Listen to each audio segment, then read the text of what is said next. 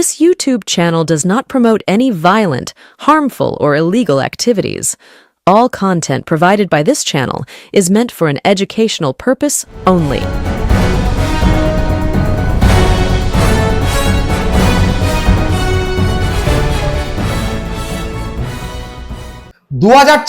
বিধানসভা ভোটে ভরাডুবির পরে তৃণমূলে গেল রব, কিন্তু এর আগেও এর থেকেও খারাপ সময় তৃণমূলের এসেছিল। মমতা বন্দ্যোপাধ্যায় ছাড়া তৃণমূলের কোনো সাংসদ ছিল না। সেই সময়েও মমতা বন্দ্যোপাধ্যায় তৃণমূলের অত্যন্ত খারাপ সময়েও দক্ষিণ কলকাতা লোকসভা কেন্দ্র থেকে জয়লাভ করেছিলেন, সাংসদ হয়েছিলেন। একমাত্র একটি সাংসদ মমতা বন্দ্যোপাধ্যায় তৃণমূল কংগ্রেসের প্রতীকে লোকসভায় গিয়েছিলেন, আর কোন তৃণমূল কংগ্রেস প্রার্থী 2004 লোকসভা ভোটে জিততে পারেনি। বিধানসভা ভোটে তো তৃণমূল কংগ্রেসের ভরাডুবি হয়েছে, কিন্তু এই বিধানসভা ভোটের ভিত্তিতে ফলাফল যদি বিশ্লেষণ করা যায় তাহলে তৃণমূলের অবস্থা কি সেই 2004-এর থেকেও খারাপ?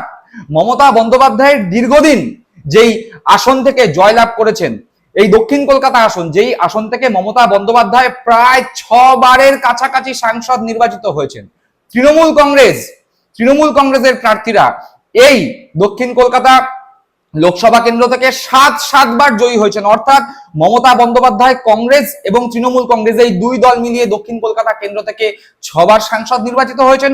আর যদি তৃণমূল কংগ্রেসের জোড়াফুল প্রতীক ধরা যায় তাহলে জোড়াফুলের প্রতীক হিসাবে মমতা বন্দ্যোপাধ্যায়, মালা রায়, সুব্রত বক্সী এই সমস্ত যারা প্রার্থী হয়েছিলেন তৃণমূল কংগ্রেসের প্রতীকে, তারা দক্ষিণ কলকাতা কেন্দ্র থেকে 7 বার জয়লাভ করেছিলেন। সেই দক্ষিণ কলকাতা কেন্দ্র অর্থাৎ লোকসভা কেন্দ্র কি এই 2026 ভোটের নিরিখে টলমল করছে তৃণমূলের জন্য? তৃণমূলের খারাপ সময়েও যখন একটি মাত্র সাংসদ, সেই সময়েও কিন্তু দক্ষিণ কলকাতা তৃণমূল কংগ্রেসকে জিতিয়ে এনেছিল। এবার কি দক্ষিণ কলকাতা তৃণমূলের হাতছাড়া হচ্ছে? আজকের পর্বে সেটা দেখবো। আপনারা দেখছেন বঙ্গচক্র ইউটিউব চ্যানেল, আমি প্রতিবেদক সায়ন্তন চক্রবর্তী। প্রথমেই দক্ষিণ কলকাতার একটু ইতিহাসটা দেখে নেওয়া যাক।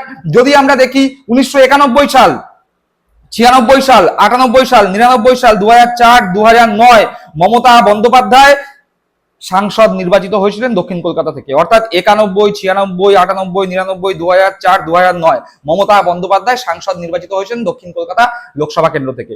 তারপরে 2011-তে তৃণমূল কংগ্রেসের মুখ্যমন্ত্রী হিসাবে মমতা বন্দ্যোপাধ্যায় শপথ গ্রহণ করার পরে 2011 সালে উপনির্বাচন হয়, তখন সুব্রত বক্সী দক্ষিণ কলকাতা থেকে সাংসদ নির্বাচিত হন। এরপরে 2014 লোকসভা নির্বাচন, সেই লোকসভা নির্বাচনেও সুব্রত বক্সী তৃণমূল কংগ্রেসের প্রতীকে প্রতিদ্বন্দ্বিতা করে সাংসদ নির্বাচিত হন।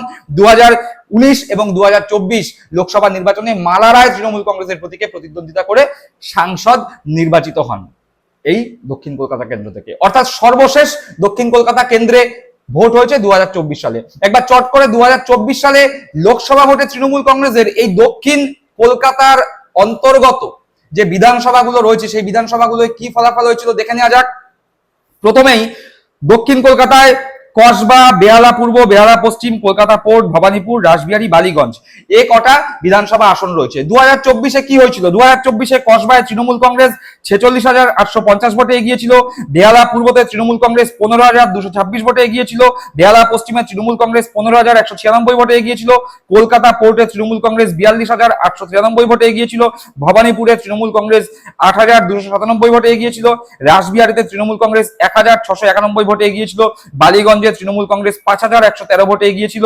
মোটের ওপর এই দক্ষিণ কলকাতা লোকসভা কেন্দ্র থেকে মালা রায় তৃণমূল কংগ্রেস প্রার্থী 2024 লোকসভা নির্বাচনে 1,87,231 ভোটে জয়লাভ করেছিলেন। অর্থাৎ দক্ষিণ কলকাতা তৃণমূল কংগ্রেসের সঙ্গে ছিল।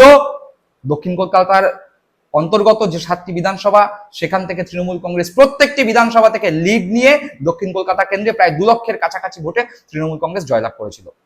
এইবার 2026 তৃণমূল কংগ্রেসের ভরাডুবি ঘটলো।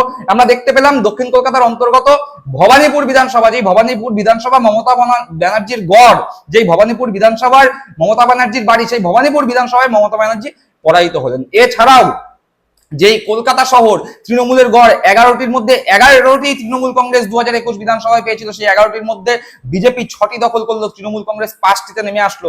তাহলে মোটের ওপর দক্ষিণ কলকাতায় কি প্রভাব পড়লো?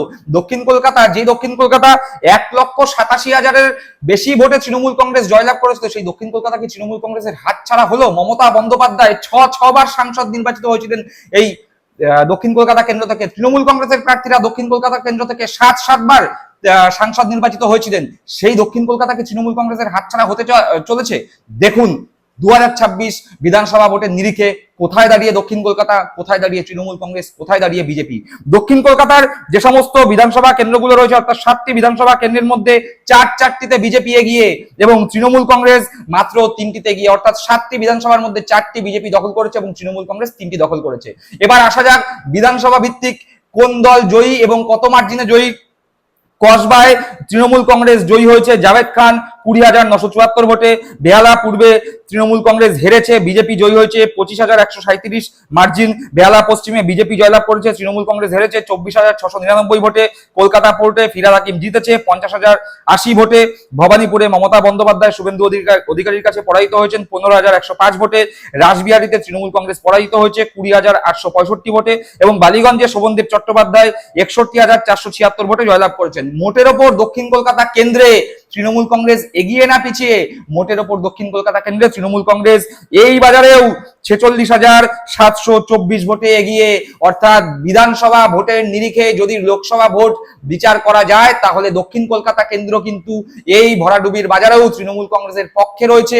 যতই দক্ষিণ কলকাতার অন্তর্গত 7টি বিধানসভা কেন্দ্রের মধ্যে 4টি বিজেপি জিতুক, 3টি তৃণমূল জিতুক, তৃণমূলের জেতা আসন বিজেপির ঘরে যাক না কেন, তারপরে দাঁড়িয়েও 1,87,000-এর বেশি ব্যবধানে যেই দক্ষিণ কলকাতা থেকে তৃণমূল কংগ্রেস প্রার্থী মালারায় 2024 সালে জয়লাভ করেছিলেন, সেই দক্ষিণ কলকাতা কিন্তু বিধানসভা ভোটের নিরিখে তৃণমূল কংগ্রেসের কাছেই রয়েছে। প্রায় 50,000-এর ব্যবধানে তৃণমূল কংগ্রেস এই দক্ষিণ কলকাতা লোকসভা কেন্দ্রে বিজেপির থেকে এগিয়ে অন্তত পক্ষে বিধানসভা ভোটের নিরিখে।